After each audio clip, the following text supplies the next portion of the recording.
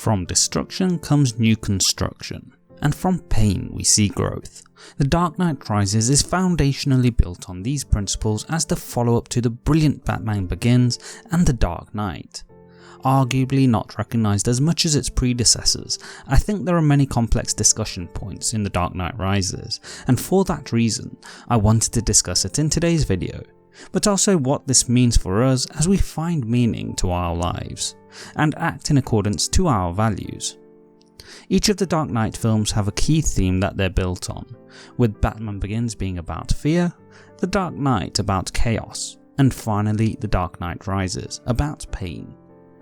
Now, while I may do videos on the other films in the trilogy, I chose The Dark Knight Rises after having rewatched it recently and coming to some conclusions on the film that I previously hadn't done so, specifically relating to the journey of the characters and Gotham City in the film to our journey in life, and how it puts out some critical points about living a life that has meaning to it. Now, I feel out to say from the outset that director Chris Nolan and his brother Jonathan, who wrote the story, have both stated that the film is heavily influenced by Charles Dickens' novel set during the French Revolution, A Tale of Two Cities. I've not read the book and only vaguely know the story, so I may miss some points that directly correlate with it, and I'm interested in learning more if anyone has read the book and watched the film. If so, please do share in the comments. Okay, just in case anyone hasn't seen the film, which I highly recommend, there are spoilers ahead. Number 1. Bruce Wayne and Selina Kyle. Batman and Bruce Wayne, as well as Catwoman and Selina Kyle, are almost distinct characters from each other in the course of The Dark Knight Rises. This is particularly evident in the way Christian Bale played his role, showing Bruce Wayne as a broken husk of a man who often hunches over and appears dishevelled and hurt, not moving on past the events of Rachel's death in The Dark Knight. In contrast, Batman remains a physically imposing figure, even when he's not in costume in the hospital visiting Jim Gordon, which is early on in the film and at a point where Bruce Wayne hasn't yet done anything to cope with the pain in his leg. Going back to Bruce Wayne specifically, throughout the course of the film, I feel he represents the worst of the aristocracy in Gotham, having become detached from the rest of society and apathetic, stagnating just like his peers in the upper class. On the other hand, Selina Kyle is the other extreme of society, acting in desperation to survive in poverty, acting out in ways that are equally destructive by working for people that create deeper problems for her. One of the things we, as individuals, need to understand is that in order to maintain healthy growth in life, we need to take responsibility as we mature, both in caring for ourselves as well as for others. We see this in the juxtaposition of the two characters, as both the lack of action from Bruce or the actions from Selina in their respective roles lead to severe problems, as Bruce's inactivity has caused numerous issues to himself and others around him, while Selina's actions are equally destructive in her own life. Many of us face a similar issue on a personal level, as we have the base needs and desires, but the actions we take need to be in accordance with our responsibilities, both for ourselves and others, if we're to stay in a healthy and productive state, one that's of use to society rather than a burden. Number 2. Batman and Catwoman. Both Batman and Catwoman are symbolic figures in The Dark Knight Rises, with Batman representing order in the face of chaos and Catwoman humanity. When a person descends into chaos or a self-destructive path in their lives, they often lose both of these qualities in their descent, acting more out of personal desire and gratification than out of meaning based on their core values. In the case of The Dark Knight Rises, in the first half of the film, Batman is mostly absent as Gotham is heading into chaos, and in the instance he does return, during a scene that's breathtaking in scope and theatrics, it's almost superficial, as his actions when trying to stop Bane during a heist serve to distract authorities rather than support them, showing that at that moment, Batman isn't truly Batman, as he's lacking the belief and conviction that's at the core of the character, and taking actions that could be described as irresponsible, as pointed out by Alfred later on. The return of Batman, and all he represents, is something we only truly see when he descends into his personal hell as he's sent to the pit, the prison Bane places him in to watch Gotham be destroyed, from which he literally needs to ascend to return to being the order that will save Gotham in the grips of chaos. Catwoman is equally complex, representing humanity, perhaps better explained as empathy for her fellow man, which again is absent in the first half of the film, but comes to prominence in the latter half during the redemption of Gotham in the fight against the revolutionists represented by the oppressive chaos by the League of Shadows, as she performs selfless acts of heroism. Our personal growth often comes through a similar journey that's equally harrowing and difficult, as it's when we're confronted with difficult times that we often come out having seen true growth, one which makes us stronger and more capable. Number 3. Gordon represents morality. Throughout the first 2 acts of The Dark Knight Rises, Jim Gordon is in a state of moral conflict throughout as he perpetuates the lie about Harvey Dent, leaving him incapable of performing his duties during that time, where he's trying to do his job but fails to believe in the very ideals he fights for. It's only once he comes to terms with truth, forcefully done when Bane reads his letter to the public, that a great weight and burden is lifted from his shoulders. It's from here we see he's liberated and ready to take action to do what's just and perform his responsibilities as the Commissioner of Gotham. What's fundamental to understand is that being truthful is key when discussing events that occurred, as building on false pretenses is eventually going to come to light, before which the burden of the lies weighs heavily and will leave us incapacitated as we try to cope with the great sense of internal conflict within us.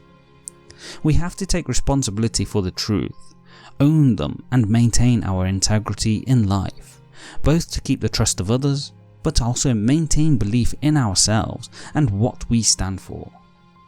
Number 4. Alfred is the father. Alfred represents Bruce's second father throughout the course of the Dark Knight Trilogy, helping him grow into an adult and guiding him through his journey to what he hopes is a fulfilling conclusion where he can move beyond the past and finally get closure. This relationship in particular is one of conflict throughout The Dark Knight Rises, with Alfred always seeking to reason and guide a despondent and broken Bruce Wayne, ultimately stepping away as he comes to the realization he can't guide him any longer. This moment is fueled with emotion, as there's a great sense of pain, with Alfred, Bruce's father for most of his life, no longer able to support his son.